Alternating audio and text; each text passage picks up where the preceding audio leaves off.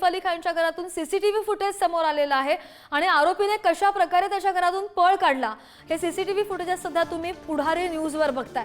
सैफ अली खानच्या घरावर हल्ला झाला आणि रात्री 2 वाजता ही घटना घडली। ही एक्सक्लुसिव्ह दृश्य पुढारी न्यूजवर पाहायला तुम्हाला मिळतात आणि मगाशी काही क्षणापूर्वी या आरोपीचा फोटो सुद्धा सोशल मीडियावर व्हायरल झालेला होता आणि समोर आलेला होता आणि आता या आरोपीने कसा घरामधून पळ काढला याचे सीसीटीव्ही फुटेजेस आता समोर आलेले आहेत। एकीकडे क्राईम ब्रांचने या घराची रेकी केलेली आहे आणि तपासाला सुरुवात केलेली आहे।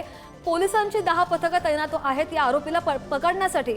मात्र आता महत्त्वाची आणि मोठी अपडेट समोर येते। या आरोपीचा सीसीटीव्ही फुटेज सैफ अली खानच्याच घरामधून समोर आलेला आहे आणि आरोपी हा पळून जात असतानाचा हा व्हिडिओ सध्या आपल्याला टीव्ही स्क्रीनवर पाहायला मिळतोय। सैफवर चाकू हल्ला झाला, त्यावर यशस्वीरित्या 2 शस्त्रक्रिया पार पडल्या। पोलीस आरोपीचा सध्या शोध घेत आहेत, 10 पथकं तैनात आहेत आणि काही क्षणांपूर्वी याच आरोपीचा हा फोटो सध्या आपण पाहिलेला होता आणि कशा प्रकारे तो पळ काढतो आणि पळून जातो। त्याच्या पाठीवर बॅग आहे आणि त्याने मास्क सुद्धा लावलेला, मात्र जेव्हा पळतोय तेव्हा मास्क त्याचा पाहायला मिळत मास्क त्याने काढलेला आहे चेहऱ्यावरून आणि पळतानाचा हा सीसीटीव्ही फुटेज आता समोर आलाय। अधिकची माहिती घेऊन आमचे प्रतिनिधी रिद्धेश हातीम आपल्या सोबत आहेत। रिद्धेश, आपण पाहतोय मगाशी फोटो समोर आलेला होता, मात्र आता पूर्ण फुटेज हे समोर आलेलं आहे। सैफ अली खानच्याच घरातून पळून जाताना हा आरोपी दिसतोय। रिद्धेश, नक्कीच आपण पाहिलं तर सैफ अली खान यांच्यावरती जो हल्ला करण्याचा आरोपीचा सीसीटीव्ही फुटेज आता समोर आला आहे।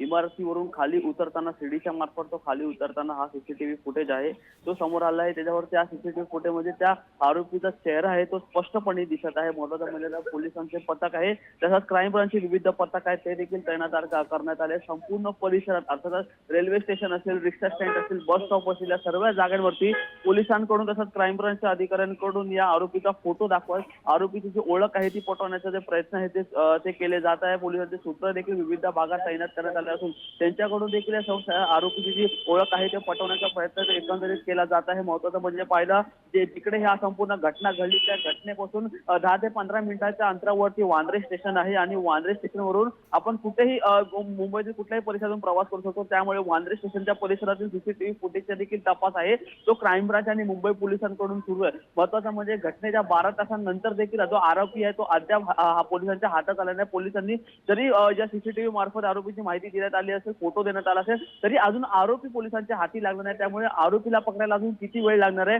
हे देखील पाहणं मात्र तितकंच महत्त्वाचं असणार आहे। नाही, बरोबर आहे। आणि 10 पथकं जर पोलिसांची तैनात आहेत तरी सुद्धा आणखी 12 तास होऊन गेलेत, आरोपी मिळत नाहीये। हा व्हिडिओ सध्या समोर आलाय। क्राईम ब्रांच सुद्धा मगाशी सैफ अली खानच्या घराबाहेर होतं आणि रेकी करत होतं, तपास करत होतं, तर त्यातनं आणखी काही बाहेर आलंय का, समोर आलंय का? नक्कीच आपण पाहिलं तर गुन्हे शाखेचे 8 पथकं आणि मुंबई पोलिसांचे 7 पथकं असे ओव्हरऑल 15 पथकं हे तैनात करण्यात आले आहेत। ते सध्या तरी या संपूर्ण वांद्रे परिसरामध्ये जे रिक्षा स्टँड असेल किंवा रेल्वे स्थानकाच्या परिसरात सीसीटीव्ही फुटेजच्या मदतीने, कारण आरोपीची जी ओळख आहे, जे जो फोटो आहे तो समोर आला आहे, त्यामुळे त्या फोटोच्या मदतीने संपूर्ण आरोपीचा जो शोध आहे तो घेत आहे। दुसरीकडे आपण पाहिलं ज्या सैफ अली खानच्या घरी काम करणारे सर्व कर्मचारी आहे, त्या कर्मचाऱ्यांची देखील सध्या तरी पोलिसांकडून आहे ही चौकशी आहे ती केली जाते। जेव्हा ही संपूर्ण घटना घडली त्यावेळी चौकशीचा तपास होईल आणि काय समोर येतं ते सुद्धा पाहावं लागेल। सध्याची ही आपण एक्सक्लुसिव्ह दृश्य पाहतोय। सैफ अली खानच्या घरावर ज्यांनी हल्ला केला त्याचे एक्सक्लुसिव्ह सीसीटीव्ही फुटेज आता समोर आलाय। रिद्धेश, धन्यवाद।